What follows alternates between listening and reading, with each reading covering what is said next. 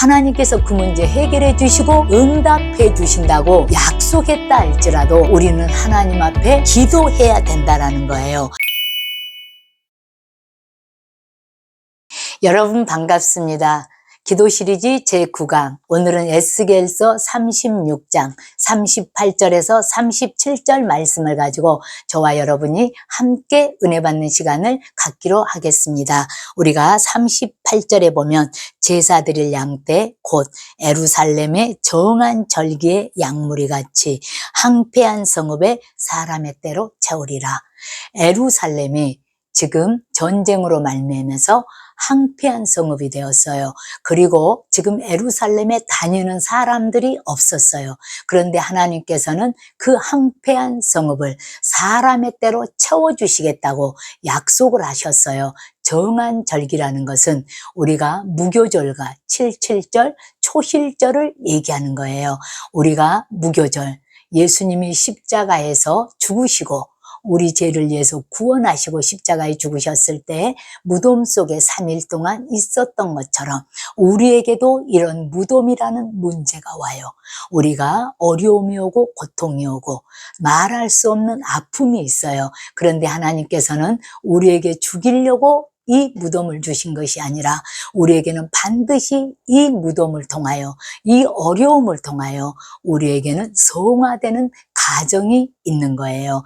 그래서 하나님께서는 우리의 뜻과 내 의지와 내 고집과 교만을 가지고는 하나님이 절대로 우리를 쓸 수 없어서 하나님께서는 우리에게 연단을 통하여 우리를 맑고 정결하게 하셔서 우리가 주님 앞에 쓰임받게 하시는 거예요. 그런데 하나님께서 그리한즉 그들이 나를 여호와인 줄 알리라 하셨느니라 알아.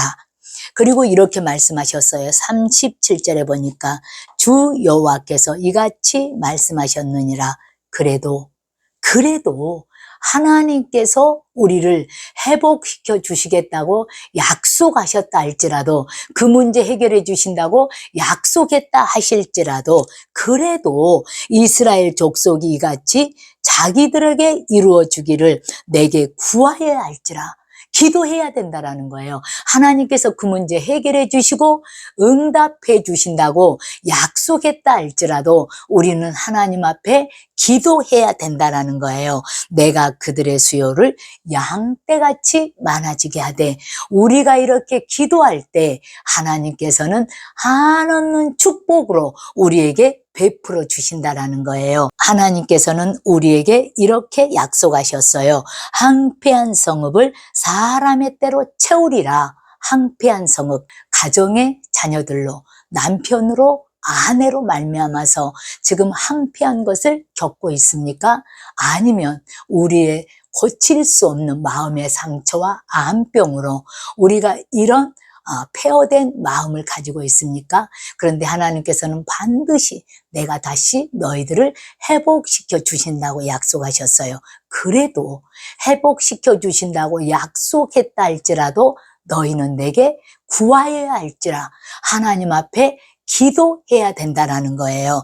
내가 그들의 수요를 양떼같이 많아지게 하되, 우리가 이렇게 기도할 때 하나님께서는 더 많은 축복으로 확실하게 우리에게 주신다라는 거예요. 제가 잠깐 간증을 하기로 하겠습니다.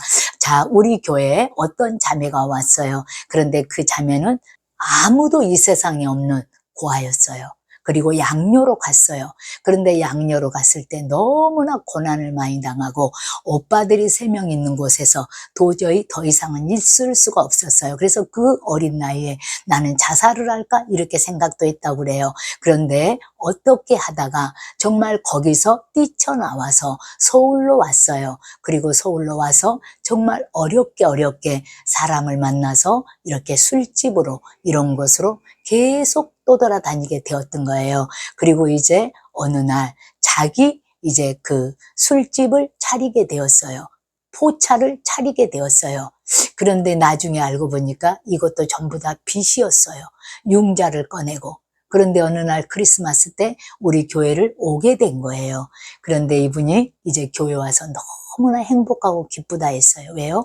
형제도 없이 부모도 없이 정말 누구도 의지할 수 없이 그렇게 애롭게 살았는데 교회 오니까 다 형제 같고 다 아버지 같고 다 어머니 같이 너무나 기쁜 거예요. 그런데 그분은 어둠의 세계에서만 그렇게 살았던 거예요. 그리고 사람을 만나도 전부 다 어둠의 사람들을 만났던 거예요. 그랬을 때 이분은 교회 와서 이제는 결단한 거예요. 그리고 그때는 마치 코로나 시대였어요. 그래서 사업장을 차렸는데 사업도 안 될 뿐더러 이제는 정말로 술을 한 짝 받아놓으면 손님이 없으니까 자기가 아는 친구들을 모아다가 그 술을 자기네들끼리 다 먹었다고 해요. 그럼에도 불구하고 몸에는 이상이 없었다고 그래요. 그리고 수년 동안을 담배 피면서 술 먹으면서 그런 어둠의 세계를 전전긍긍했던 거예요. 그런데 이분은 크리스마스 날 교회 나와서 누가 시키지도 않았는데 믿음으로 결단을 해버린 거예요. 그리고 그 사업을 하지 않기로, 그리고 건물주인에게 얘기했어요. 하지만 그 건물주인은 그것을 들어주지 않았어요.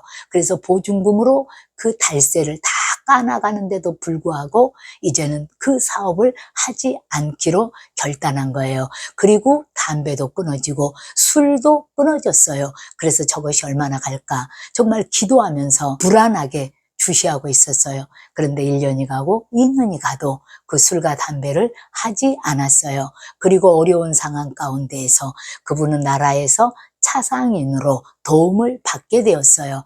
그리고 이제 2급 자격증을 따서 요양사로 가게 되었어요.